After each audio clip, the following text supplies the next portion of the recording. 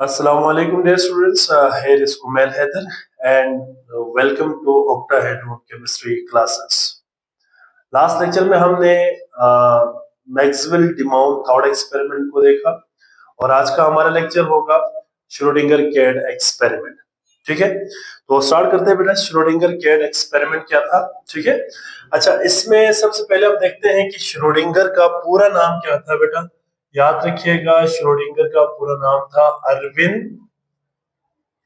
Rudolf Joseph Alexander Schrodinger.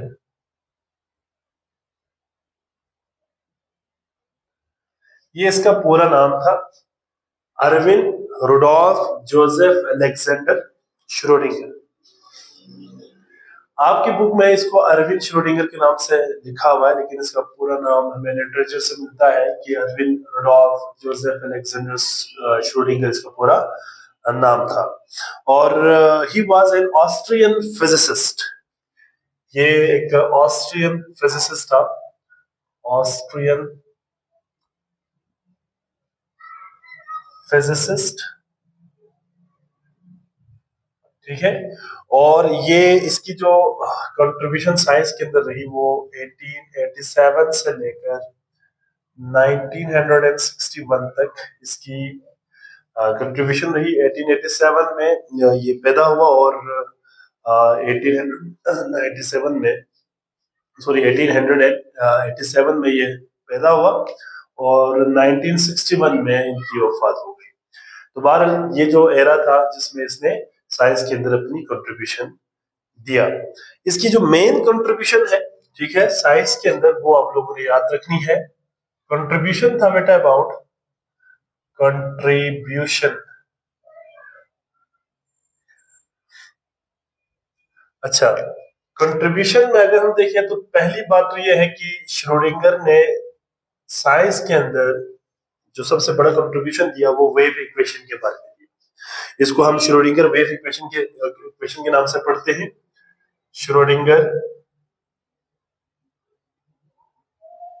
Wave equation, एक तो ये कंट्रीब्यूशन थी, और दूसरा श्रोडिंगर केड स्टेट या केड एक्सपेरिमेंट। ये दो इनकी मेन कंट्रीब्यूशन थी इन साइंस, या यू कैन से फिजिक्स या केमिस्ट्री। तो साइंस के अंदर इसकी मेन ये कंट्रीब्यूशन थी, एक तो वेव इक्वेशन और दूसरा केड स्टेट। ठीक है, अच्छा जी, तो इसमें एक और चीज भी हम जरा थोड़ा सा स्लाइडली देख के जाएंगे। तो क्लासिकल थ्योरी और क्वांटम थ्योरी के दरमियान मेन डिफरेंस क्या है। ठीक है, तो अगर हम वैसे देखें तो क्लासिकल और क्वांटम में जो मेन बुनियादी जो डिफरेंस है वो मैं आपको बता देता हूँ, बाकी डिटेल तो यहाँ पे हमने डिस्कस नहीं करनी। तो इनका मेन डिफरेंस ये है कि क्लासिकल थ्योरी डिस्क्राइब करती है बिहेवियर ऑफ मैक्रोस्कोपिक बॉडीज, जैसे कि हमारा प्लेनेट है, या किसी बॉल की अगर हम बात करें, या किसी स्टोन की बात करें, या रॉक्स की बात करें, तो इनके बिहेवियर को ये क्या करता है, एक्सप्लेन करता है। और याद रखिएगा, क्लासिकल थ्योरी बेस्ड किस पे करती है, न्यूटन्स के लॉ ऑफ मोशन के ऊपर डिपेंड करती है, बेस करती है, और you can say law of gravitation, जिसको हम यूनिवर्सल ग्रेविटेशन भी कहते हैं। और दूसरा जो क्वांटम मैकेनिक्स है या क्वांटम थ्योरी है, वो डिस्क्राइब करती है बिहेवियर ऑफ माइक्रोस्कोपिक बॉडीज, जैसे कि एटम हो गया, इलेक्ट्रॉन्स हो गए, ठीक है, और फोटोन हो गया। इस तरह की जो माइक्रोस्कोपिक बॉडीज है, इनकी बिहेवियर को ये एक्सप्लेन करती है। और इसके अलावा ये बेस किस पे करती है, प्रोबेबिलिटी के ऊपर, या प्रोबेबिलिज्म जिसको हम कहते हैं, इसके ऊपर बेस करती है। तो एक आध पॉइंट्स में यहाँ पे लिख देता हूँ। ठीक है बेटा, तो इसमें एक तो मैं यहाँ पे मेंशन कर रहा हूँ क्लासिकल थ्योरी, क्लासिकल थ्योरी, और दूसरा मैं यहाँ पे डिस्कस करूंगा क्वांटम। ठीक है, तो पहले क्लासिकल थ्योरी को जरा देख लेते हैं। क्लासिकल थ्योरी हमें क्या बताती है, क्या डिस्क्राइब करती है, describe the behavior of macroscopic bodies such as balls, ठीक है, rocks, planet etc. ठीक है, इनके बारे में हमें बताती है क्लासिकल थ्योरी, इनके बिहेवियर के बारे में बताती है। और दूसरा बेस्ड किस पे करेगा बेटा? Based on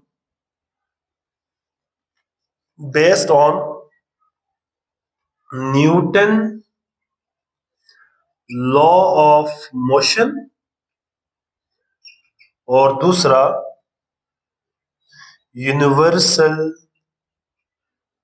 gravitation, universal gravitation के ऊपर ये बेस करती है। ठीक है, तो ये क्लासिकल थ्योरी है।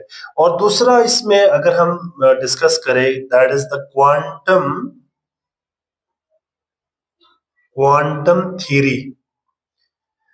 क्वांटम थ्योरी की अगर हम बात करें तो क्वांटम इसका उलट है बिल्कुल। क्वांटम थ्योरी हमें डिस्क्राइब करती है किस चीज को बेटा? Describe the behaviour of microscopic objects या bodies like atom, electron, proton और इसके अलावा फोटोन वगैरह भी, हाँ, एटसेट्रा। इनकी बिहेवियर को ये एक्सप्लेन करती है, ये क्वांटम थ्योरी के हवाले से। और दूसरा पॉइंट इसमें याद रखिएगा कि ये बेस्ड किस पे करती है बेटा? बेस्ड ऑन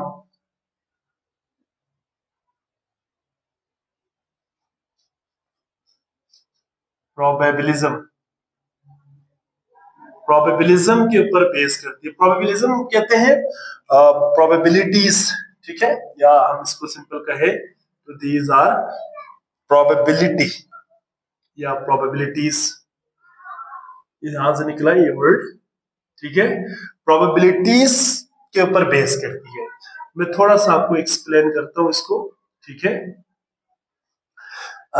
फॉर एग्जाम्पल अगर हम क्लासिकल थ्योरी की बात करें ना, तो क्लासिकल थ्योरी हमें कभी भी माइक्रोस्कोपिक बॉडीज के बारे में, उनकी बिहेवियर के बारे में नहीं बता सकती। यहाँ पे मैंने मेंशन भी किया है कि माइक्रोस्कोपिक को डिस्कस करती है और दूसरा वाला माइक्रोस्कोपिक।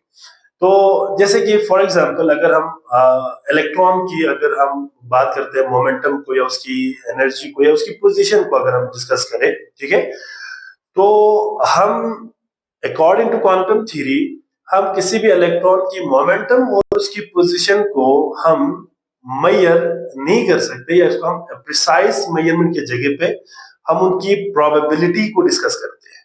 ठीक है, तो प्रोबेबिलिटी इज द, मैंने लास्ट लेक्चर में भी आपको बताया था कि is the chance of an event to occur, मतलब किसी भी चीज की चांस को बेसिकली प्रोबेबिलिटी कहते हैं। तो ये दोनों थोड़ा सा एक दूसरे के बिल्कुल डिफरेंट है।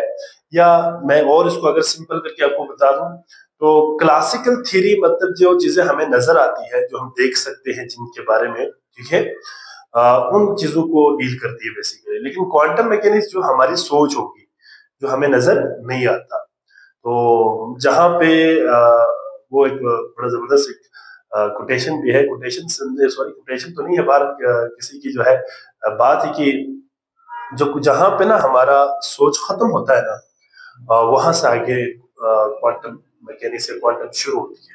ठीक है, मतलब एक इमेजिनेशन है पूरा, जो बियॉन्ड दिस विजुअल यूनिवर्स है। कि जो अगर हम बात करें, ये जो विजुअल जो हमें नॉर्मली नजर आते हैं, नॉर्मली जो हमारी विजन जो हमारी आंखें देख सकती है, इनसे बियॉन्ड है बेसिकली। वो सोच के ऊपर डिपेंड करती है, इमेजिनेशन के ऊपर। तो ये था बेटा about quantum and classical theory के दरमियान डिफरेंस। अब हम जरा अपने टॉपिक की तरफ चलते हैं। जो मेन है यहाँ पे, ये थोड़ा सा क्योंकि इसके अंदर डिस्कस किया हुआ था वो कॉलम है, इसलिए मैंने थोड़ा सा इसको डिफरेंशिएट किया है ताकि आपको आइडिया हो कि ये खुद होती क्या है। नेक्स्ट है बेटा इसमें एक्सपेरिमेंट है, श्रोडिंगर की एक्सपेरिमेंट को हम अब यहाँ पे डिटेल में डिस्कस करते हैं। एक्सपेरिमेंट,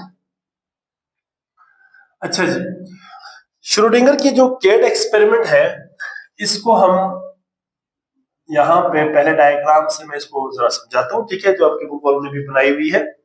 तो इसमें सपोज करते हैं कि ये एक ओपेक बॉक्स है, मतलब ऐसा बॉक्स जिसके अंदर क्या हो रहा है या अंदर क्या है हमें नजर नहीं आता। मिसाल के तौर पर ये मेरी क्लास है, ये रूम है, तो इसके बाहर मुझे नजर नहीं आ रहा, सिवाय विंडो के अलावा बाहर इस वॉल से बाहर क्या हो रहा है मुझे नजर नहीं आ रहा। तो मतलब इस तरह की ओपेक बॉक्स पहले यहाँ पे हम डिजाइन कर रहे हैं। This is an opaque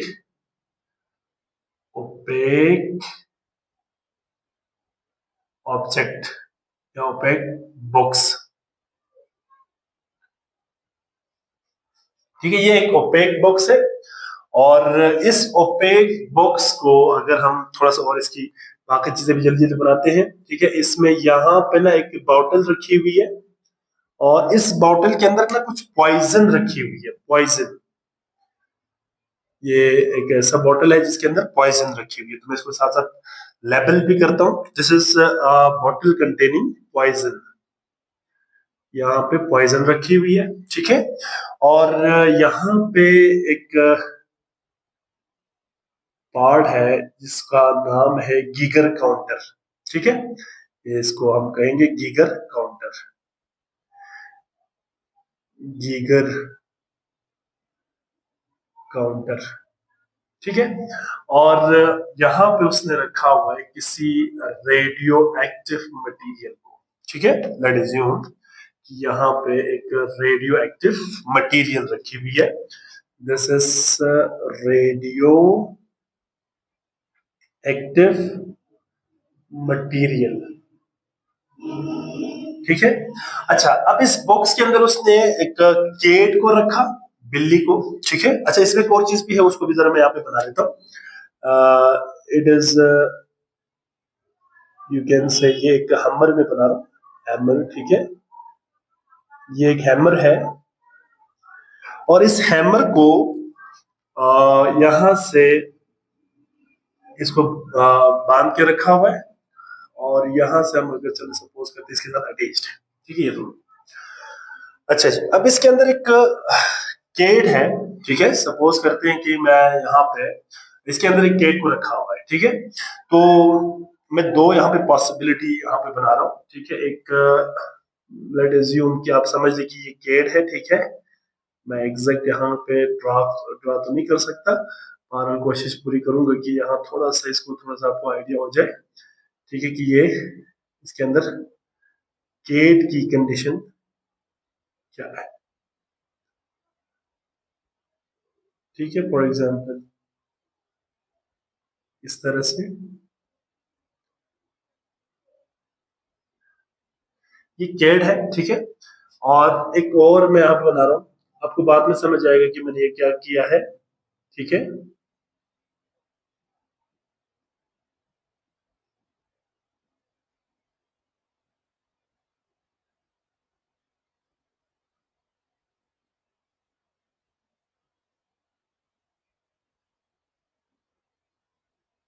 for example ये कैड है, ठीक है। और यहाँ पे मैंने दो इसलिए बनाए क्योंकि मैंने दोनों की स्टेट्स को आपको बताना है, ठीक है, ये स्टेट्स आपको मैंने बतानी है। फॉर एग्जाम्पल इसका टेल भी बना लेते हैं, चले, ठीक है, सपोज करते हैं हम इसको। अच्छा जी, यहाँ पे जो केट है ना, ये वाला केट है जिसको हमने सपोज किया हुआ कि डेथ है ये, ठीक है, और ये वाला अलाइव है, ठीक है। तो दो हमने यहाँ पे कंडीशंस बनाई। अब इस एक्सपेरिमेंट के अंदर हम देखते हैं कि क्या इसके अंदर होगा, ठीक है। अच्छा, यहाँ पे एक चीज आपने याद रखनी है कि अगर रेडियो एक्टिव मटीरियल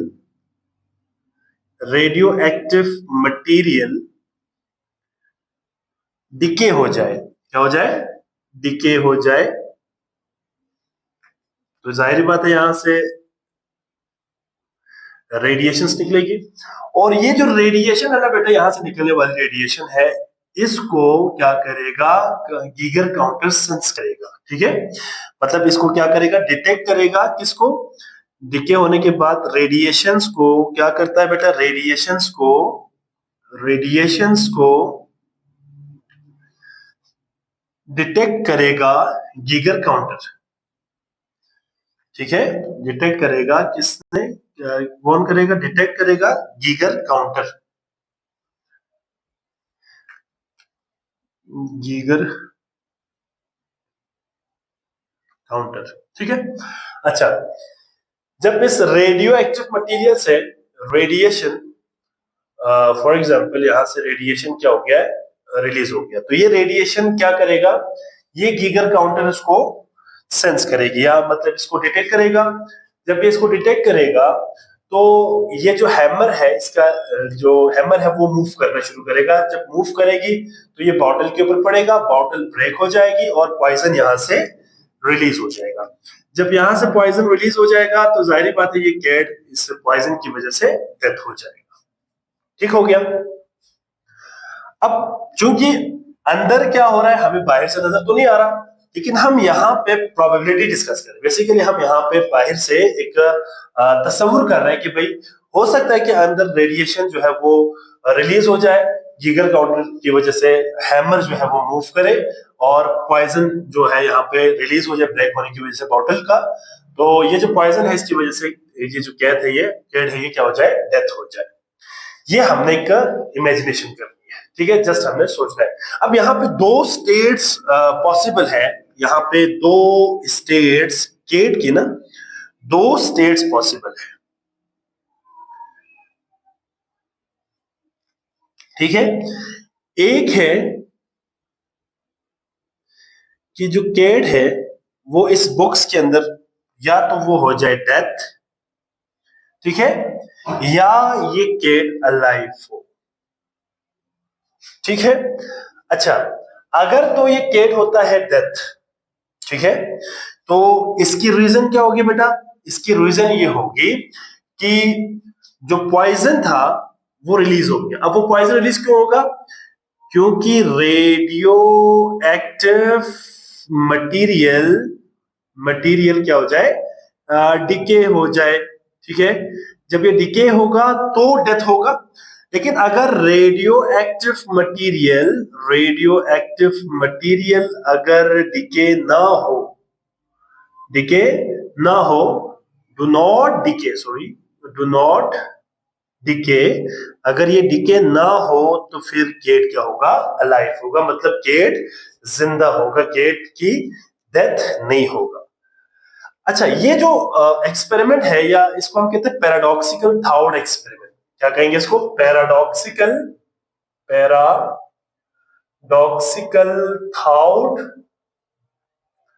थाउड एक्सपेरिमेंट कहेंगे। अच्छा, पैराडॉक्सिकल का मतलब होता है कंट्राडिक्शन। क्या है, कंट्राडिक्शन।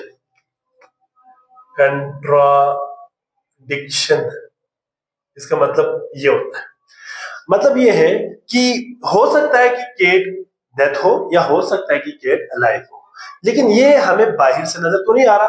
हम जस्ट क्या कर रहे हैं कि प्रोबेबिलिटी डिस्कस कर रहे हैं कि भाई हो सकता है कि केट की डेथ हो जाए, और डेथ होने की सबब क्या है, रेडियो एक्टिव मटीरियल की डिके की वजह से। अगर ये डिके हो जाता है तो फिर केट डेथ हो जाएगा, क्योंकि पॉइजन का जो बॉटल है वो ब्रेक हो जाएगी ड्यू टू दिस हैमर की वजह से ये इसके ऊपर पड़ेगा, क्योंकि गीगर काउंटर ने मूव करना है। ये गीगर काउंटर क्या करेगा, इस हैमर की लेवल को क्या करेगा, मूव करवाएगा। एज अ रिजल्ट क्या हो जाएगा, ये हैमर आके इस बॉटल के ऊपर पड़ेगी, ठीक है, और ये ब्रेक हो जाएगा और ये पॉइजन रिलीज होके यहाँ पे रिलीज हो जाएगी। एज अ रिजल्ट केट जो है या डेथ हो जाएगी केट। ठीक है, या हो सकता है कि यहाँ से रेडियोएक्टिव मटेरियल की डिके ही ना हो, और डिके ही ना हो तो फिर जाहिर बात है ये ब्रेक भी नहीं होगा और केट क्या होगा, जिंदा होगा। तो ये इसको कहते हैं कंट्राडिक्शन। हो भी सकता है, नहीं भी हो सकता। ठीक है, तो ये जो एक्सपेरिमेंट है उसको हम पैराडॉक्सिकल थाउड एक्सपेरिमेंट कहते हैं। ठीक है, अब ये सारा पढ़ने का फायदा क्या है, देखिए यहां से श्रोडिंगर की कैट एक्सपेरिमेंट से ये चीज क्लियर हो गई कि भाई जो प्रोबेबिलिटी है या जिसको हम कहते हैं ना कि क्वांटम मैकेनिक्स है, इसकी एक फाउंडेशन जो है वो लेट हो गया। ठीक है, मतलब फाउंडेशन यहाँ पे ये क्वांटम मैकेनिक्स के अंदर एक नई डेवलपमेंट आ गई, ये क्वांटम मैकेनिक्स की फाउंडेशन बनी इसी वजह से। तो इसकी कंक्लूजन को मैं यहाँ पे लिखता हूँ सिंपल, अगर मैं यहाँ पे अल्फाज में लिखूं तो यहाँ पे हम इसकी कंक्लूजन को जरा लिखते हैं। कंक्लूजन, तो कंक्लूजन में कहता है, या कंक्लूजन में हम लिख सकते हैं यहाँ पे पॉइंट, और वो है कि इस एक्सपेरिमेंट की वजह से क्या हुआ बेटा, लेट द फाउंडेशन ऑफ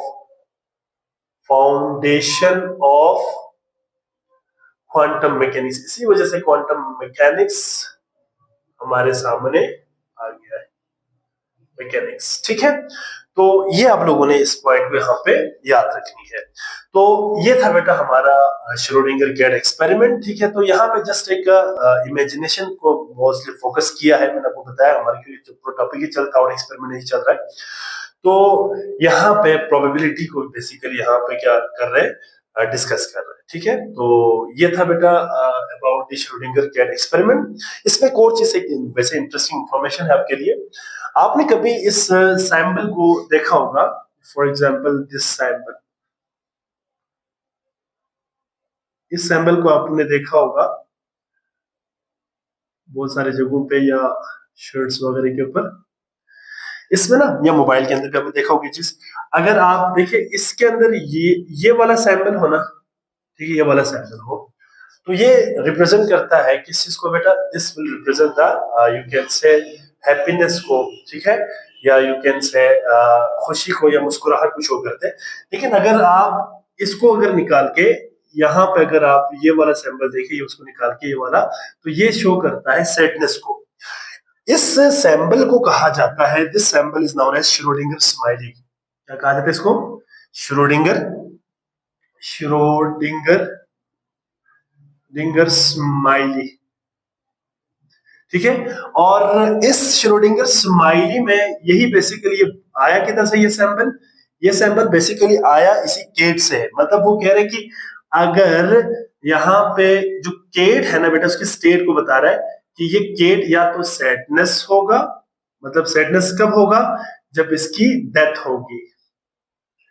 ठीक है, और अगर केट अलाइव है, अगर केट जिंदा है, तो ये क्या है, खुशी की बात है, या इसको हम कह सकते हैं कि हैप्पीनेस। ठीक है, हैप्पी अगर होगा तो जाहिर बात है केट जिंदा होगा तो हैप्पी होगा। खैर, तो ये एक सैंपल वहां से बेसिकली ओरिजिन है। ठीक है, वहां से आया है।